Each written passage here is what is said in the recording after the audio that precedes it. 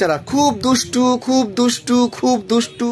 আজকালকার বাচ্চারা জেলখানায় মানুষ হচ্ছে। আপনারা ছোটবেলায় কি করেছেন, আমরা ছোটবেলায় কি করেছি, এবং বাচ্চারা ছোটবেলায় তাদের দিয়ে আমরা কি করাচ্ছি।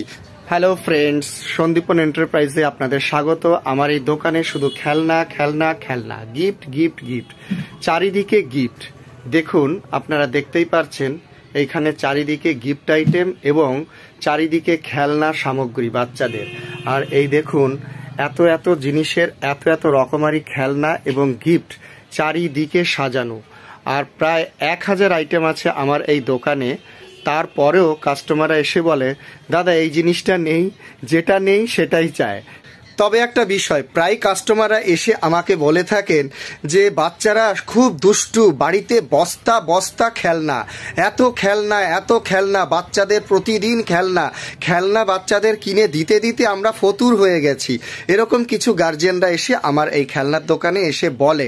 তো আমি তাদের একটা জিনিসই বলি, দাদা আপনারা 6x7 খাটে বাচ্চাদের মানুষ করছেন আর 10x10 বাচ্চাদের মানুষ করছেন ঘরে, তাহলে বাচ্চারা প্রতিদিন কি নিয়ে খেলবে? খেলনা দিয়ে খেলবে, মোবাইল দিয়ে খেলবে, টিভি নিয়ে খেলবে, এই ছাড়া তো আর কোনো উপায় নেই। আপনারা নিজেরা চিন্তা করুন, আপনাদের বয়স আজ থেকে 30-40 বছর বয়সে আমরা গ্রামে মানুষ হয়েছি, সাধারণ পাড়াগায় মানুষ হয়েছি। আমাদের হিসাবটা দেখুন, এর গাছের নারকেল, এর গাছের কুল, এর গাছের বাবলা, এর গাছে ওর গাছে, এইখানে ওইখানে, এর দোকানে এইটা ওইটা নিয়ে খেয়ে চুরি করে, এর বাড়ির গাছের আম এটা ওটা নিয়ে আমরা খেয়ে খেয়ে এইভাবে মানুষ হয়েছি। প্রায় মানুষ আমরা ছোটরা এইভাবে আগান বাগানে মানুষ হয়েছি, কিন্তু এখনকার বাচ্চারা সেইটা পারছে না। তো বাচ্চাদের অবস্থাটা একটু ভাবুন যে বাচ্চাদের উপরে কি জিনিস, মানে একটা কি বিষয়। বাচ্চারা ঘর থেকে বেরোতে পারছে না। ওই কখন বাবা মারা নিয়ে যাবে, কখন বাচ্চাদের একটু ঘোরাবে, ব্যাস সেখানেই বাচ্চারা ওইটুকুনি আনন্দ পাবে। আর যতক্ষণ টাইমটা বাচ্চারা খুব দুষ্টু খুব দুষ্টু খুব দুষ্টু, মা বাবারা বলে আমার বাচ্চারা আরে ঘরে সবসময় আপনার কাছে থাকে তাই মনে হয় দুষ্টু। আর যদি বিশাল বড় বাড়ি থাকে আপনাদের, বিশাল বড় উঠোন ঘর, গরু বাছুর ছাগল মুরগি এইসব নিয়ে যদি বাচ্চারা সবসময় খেলে, আপনি বুঝতে পারবেন না বাচ্চারা কখন দুষ্টু না। বাচ্চারা খেতে চায় না, বাচ্চারা খেতে চায় না, বাচ্চা খুব দুষ্টু। আর বাচ্চাদের খাবার হজম হবে কি করে?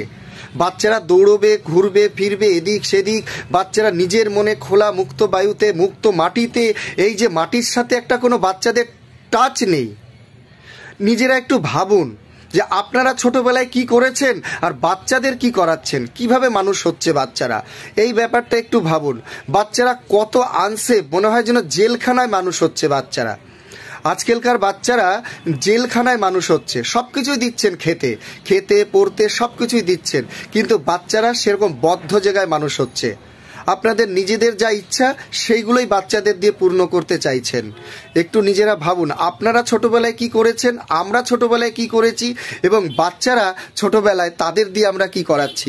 6x7 খাটে আমরা মানুষ করছি বাচ্চারা, এবং 10x10 ঘরে বাচ্চারা মানুষ হচ্ছে। কি করে পারবে সারা দিন সারা রাত কিভাবে বাচ্চারা কাটাবে? প্রতিদিন একই অবস্থা, তার উপরে বাচ্চাদের পড়াশুনো এইরকম নানান রকম অ্যাক্টিভিটিসের প্রেশার ক্রিয়েট করে রেখেছি বাচ্চারা। একটু ভাবুন, তারপরে বাচ্চাদের দোষ দেবেন আপনারা।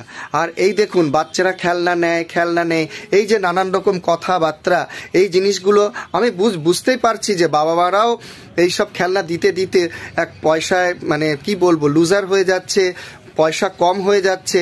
এক্ষুনি এক কাস্টমার এসে বলছে বাচ্চাদের খেলনা দিতে দিতে আমি ফতুর হয়ে গেলাম, মাসের ভাড়া দেব, ঘর ভাড়া দেব, তার উপরে ঘর ভর্তি খেলনা। সেই গার্জিয়ানকেই এই কথাগুলো আমি বোঝাচ্ছিলাম, আর সেই ব্যক্তিটা বুঝলো আমার কথা। ভালোভাবে মানুষকে বোঝালে ঠিকই বুঝবে। অবশ্যই আপনারাও আমার কথাটি বুঝবেন। আর যদি ভালো লাগে লাইক শেয়ার কমেন্ট অবশ্যই করবেন। থ্যাংক ইউ, ধন্যবাদ। আপনাদের বাচ্চাদের ভালোবাসুন।